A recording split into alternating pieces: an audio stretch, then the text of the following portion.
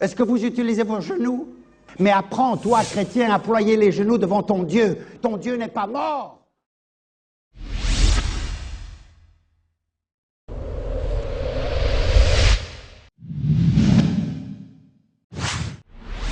Bien-aimés, c'est l'heure du choix.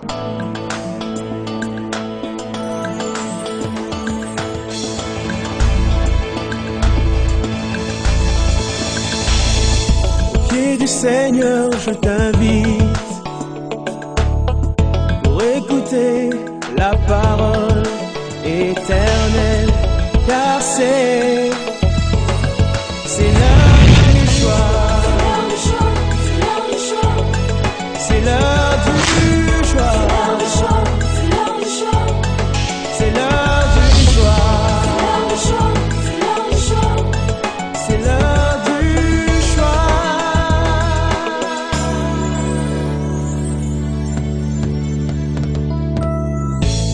Bon appétit, bon appétit. Ce matin, notre méditation est dans le livre de Ézéchiel au chapitre 47. Ézéchiel 47, le verset 1er, et nous allons jusqu'au verset 12e. Ézéchiel, c'est dans l'Ancien Testament.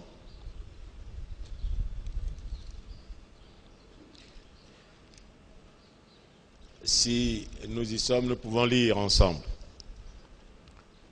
Il y a d'autres versets que nous lirons ensemble avec vous.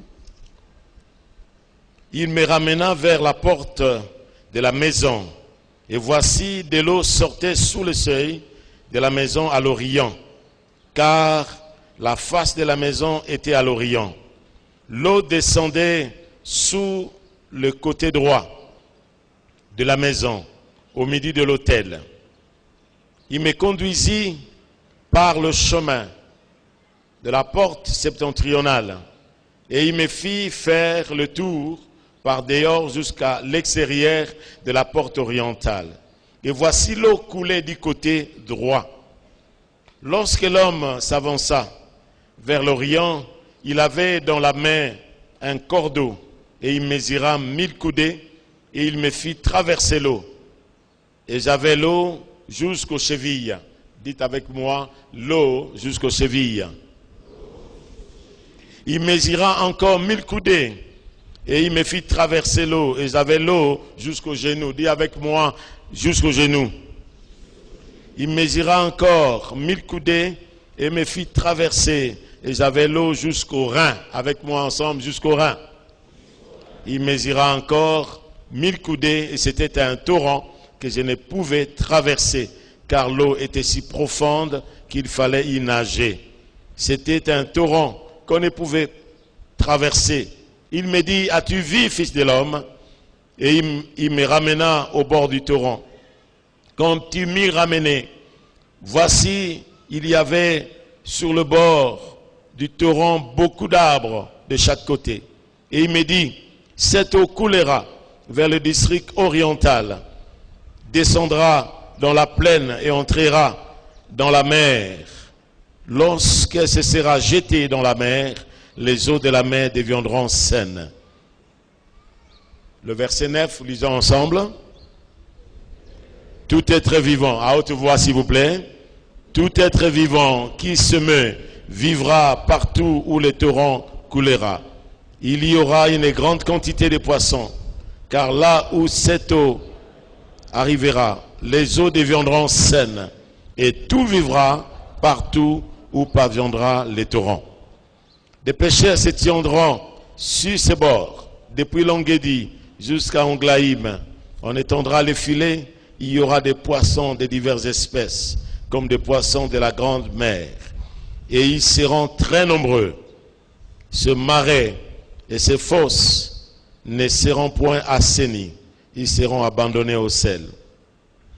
Sur le torrent, sur le bord de chaque côté, croîtront toutes sortes d'arbres fruitiers. Le feuillage ne se flétrira point, et leurs fruits n'auront point de fin.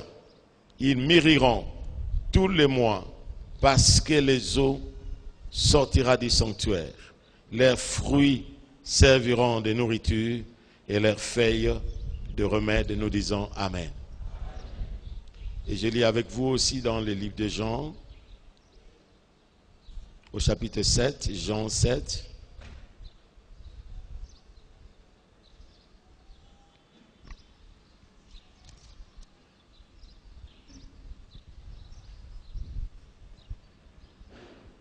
Le verset 37 à 39.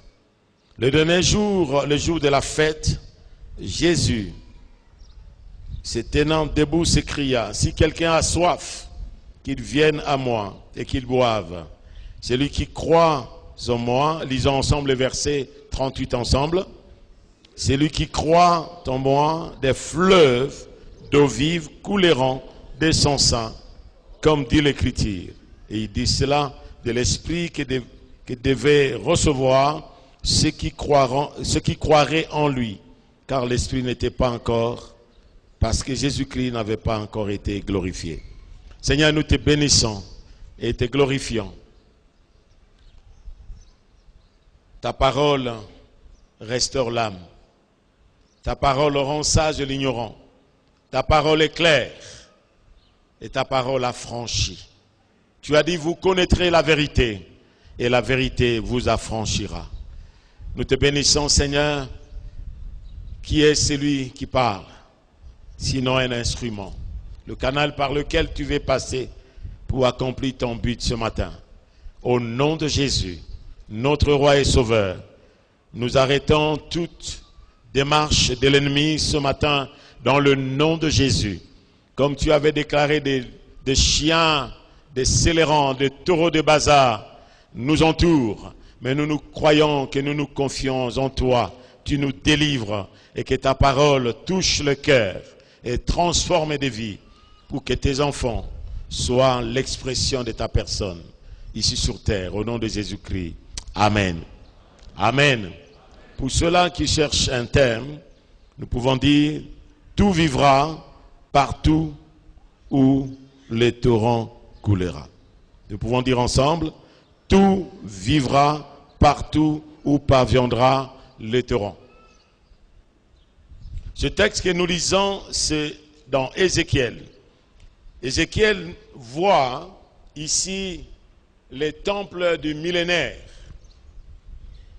Ce temple qui est au ciel, ce temple qui n'est pas sur terre, il voit ce temple. Et nous bénissons Dieu parce qu'en venant là, le message que j'avais, je pouvais parler sur le bienfait de l'ascension de Jésus-Christ. Mais juste en entrant, lorsque le pasteur me montrait là, il a dit qu'il y a un peu de la boue. Et comme moi j'ai levé les yeux, je n'ai pas vu ça, mais je voyais un torrent. Je ne suis pas prophète, mais je vois. Je vis comme un torrent, comme dans ces chutes de Niangara, où l'eau coule, et cette eau était tellement venue, trop petite, comme une petite ligne, et de plus en plus que ce torrent avançait, de plus en plus que ce torrent devenait grand. Et juste après, j'ai tourné pour dire au pasteur, voilà ce que le Seigneur me dit de parler. Le Seigneur peut arrêter ce que nous pouvons nous-mêmes penser. Amen. Et je crois que ce torrent va vous toucher ce matin. Je crois que ce matin, vous ne sortirez pas la même personne. Je crois que ce matin, lorsque vous allez passer dans le lieu où il y avait la mort, tu vas apporter la vie. Est-ce que quelqu'un, je suis en train de parler à quelqu'un ce matin? Ce temple, c'est le temple du millénaire. Ézéchiel a vu ça. Et vous savez qu'en Israël, lorsque vous allez aujourd'hui, les Juifs préparent aujourd'hui le bois qui vient de Jaffa, le bois de cèdre. Ils préparent les pierres pour la construction de ces temples. Ils ont la foi à ces temples du millénaire. Ils croient à cela. Même les chandeliers qui est gardé aujourd'hui, ou même s'il y a une bombe, ça ne peut pas écraser là où le chandelier est gardé. Et ce qui est étonnant, aujourd'hui, c'est lorsque vous vous rendez en Israël, vous allez trouver ces torrents qui n'étaient pas des années et des années. Mais il y a une petite source qui sort de là où était le lieu très saint.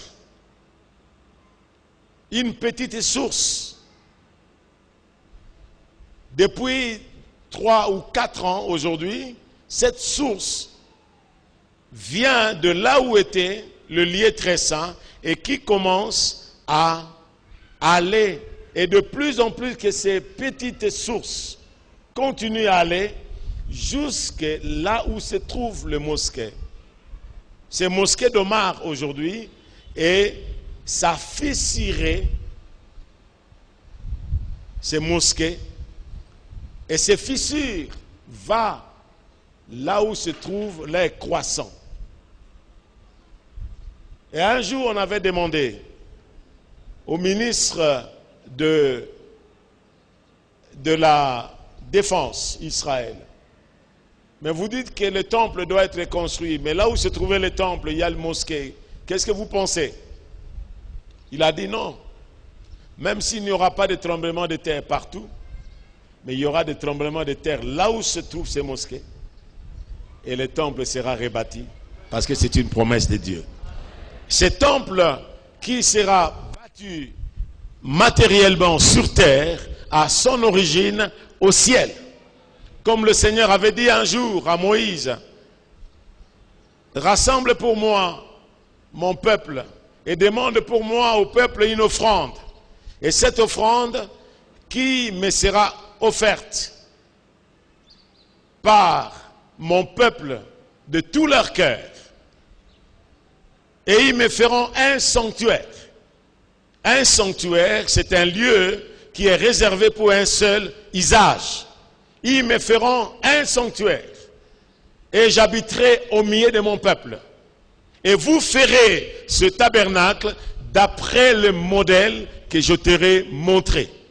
Dieu dit que le tabernacle qui était en bas avait sa source au ciel. Ce qui est fait ici, frères et sœurs, pour nous abriter à sa source au ciel. Amen. Amen. Et ce temple était vu par Ézéchiel. Il voit ce temple du millénaire. Le temple a été construit par Salomon. Par gratitude. C'est David qui a pensé, il a dit, moi qui suis un berger, Dieu m'a pris derrière le troupeau et il a fait de moi roi sur Israël. J'habite dans une maison de cèdre et l'arche de l'alliance de Dieu est sous la tente.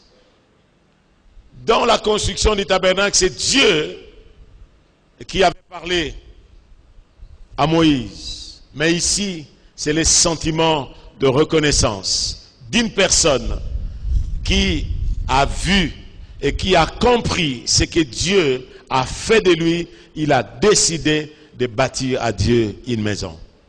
Il est allé dire à Nathan, Nathan, voilà ce qu'il y a dans mon cœur. Voilà ce que je vais faire. En signe de gratitude, de reconnaissance envers mon Dieu. Et Nathan lui a dit, va, fais tout ce qui est dans ton cœur, car l'Éternel sera avec toi. Amen. Et plus tard, c'est son fils Salomon qui va construire la maison. Et ce temple a été détruit par Nabuchodonosor. Et plus tard, Esdras et Néhémie sont venus pour rebâtir ce temple. Et c'était tellement petit qu'il se disait, mais ça ne vaut même pas le temple de Salomon, là où il y a eu la gloire de Dieu, cette gloire qui est descendue sur ce temple. Les autres, les uns pleuraient, et les autres étaient dans la joie de voir que le temple est rebâti. Mais finalement, ce temple a été agrandi par Hérode.